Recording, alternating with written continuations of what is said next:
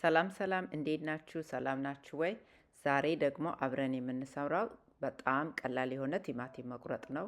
አውቃለሁ አንዳንድ ሰዎች ይሄ ቪዲዮ ተራ ነው፣ ቲማቲም መቁረጥ ማንም አያቅተውም፣ ሁሉም ሰው ያውቃል። ግን ደግሞ አንዳንድ ሰዎች ምናልባት ቆርጠው ማያውቁ ሊኖሩ ይችላሉ። እንዴት ነው የሚል ሊኖር ይችላል። ስለዚህ አብረን እንሰራለን። በዛ ላይ ደግሞ የጾም ምግብ በተከታታይ እየሰራን ስለሆነ ሁል ጊዜ የሆነ አንድ ነገር ብቻ ወይ ሽሮ ብቻ ወይ ምስር ብቻ አይደለም፣ የተለያየ ነገር መብላት እንችላለን የሚለው ነው። ለዛ ነው አሁን ቪዲዮ በየቀኑ የምንሰራው። ስለዚህ ይሄንን የምታውቁ ሰዎች፣ የምትችሉ ሰዎች ማለፍ ትችላላችሁ። ሌሎቻችሁ ደግሞ እንዲሁ ማየት የምትፈልጉ እንዴት ነው የምትሉ አብረን እንሰራለን። አብራችሁን ቆዩ።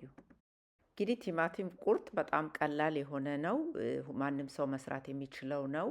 በተለይ በፊት እንደምንሰራው በጣም ቀላል የሆነ ነው። ቲማቲሙን፣ ሽንኩርቱን፣ ቃሪያውን ከትፈን ከሎሚ ከጨው ጋር መቀላቀል ብቻ ነው። አሁን ቲማቲም ፍትፍት ተብሎ በጣም ብዙ ጣጣ ያለው ጣዕሙ ራሱ ለየት ያለ ብዙ ነገር የምንጨምርበት አለ። እሱን አይደለም የምንሰራው። ዛሬ የምንሰራው በቃ የድሮ የለመድናትን የምናቃትን ምግብ ሲጠፋ ራሱ በቃ እቤት ውስጥ ቲማቲም ሽንኩርት ካለ ቁርጥ አድርገን ሎሚ ጨምረን በደንብ የምንበላው ነው።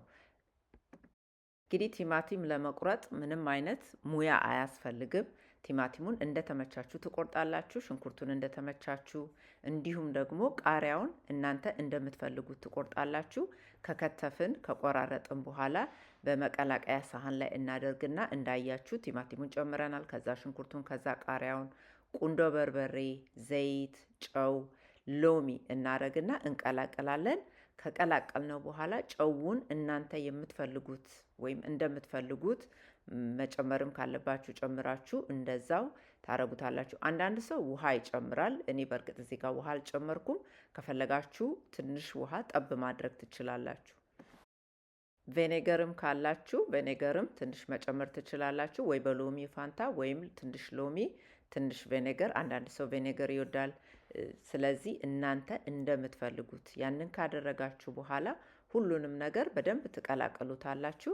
ከዛ በኋላ ለመብላት ዝግጁ ነው ማለት ነው። ይሄንን ከፈለጋችሁ ከእንጀራ ጋር መብላት ትችላላችሁ፣ ወይ ከሌላ ሰላጣ ጎን፣ ወይ ከሩዝ ጋር ከምትፈልጉት ነገር ጋር አድርጋችሁ መመገብ ትችላላችሁ። በእርግጥ ምንም ሙያ ወይ እውቀት አያስፈልገውም። እነዚህን አትክልቶች ቆራርጦ መቀላቀል ብቻ ነው። ቬኔገርና ሎሚ ስትጨምሩ ትንሽ ትንሽ ወይም እናንተ እንደተመቻችሁ አድርጋችሁ ትጨምራላችሁ። ከዛ በኋላ በቃ መቀላቀል ብቻ ነው። እንግዲህ የዛሬው ቪዲዮ ይሄን ይመስላል። በጣም ቆንጆ ቲማቲም ቁርጥ ነው። በቃ ፍሬሽ ነው። መልኩ ራሱ ስትበሉትም እንዲሁ ይጥማል። እናንተ ደግሞ ቲማቲም ስትቆርጡ ሌላ አይነት መንገድ ካለ ንገሩኝ።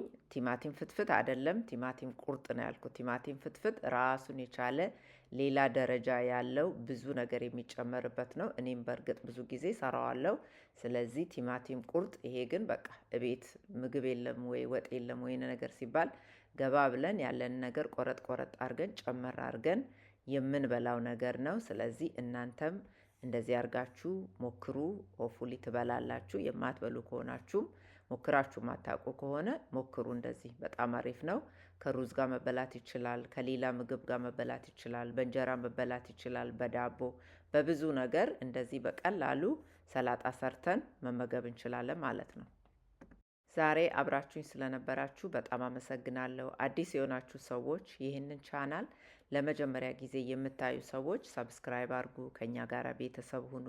ቪዲዮ ሲሰራ ቶሎ እንዲደርሳችሁ የደወል ምልክቷን ተጫኑ። ሌሎቻችሁ ደግሞ ሁሌም አብራችሁኝ ያላችሁ ቤተሰብ የሆናችሁ የምታበረታቱኝ፣ ሀሳብ አስተያየት፣ ኮሜንት የምታደርጉ ሰዎች ሁላችሁንም በጣም አመሰግናለሁ። አዲሶችም ወደ እኛ ቤተሰብ ተቀላቀሉ። ሁላችሁንም አመሰግናለሁ። በሚቀጥለው ጊዜ ደግሞ በሌላ ቪዲዮ እስከምንገናኝ ድረስ ሰላም ሁኑ።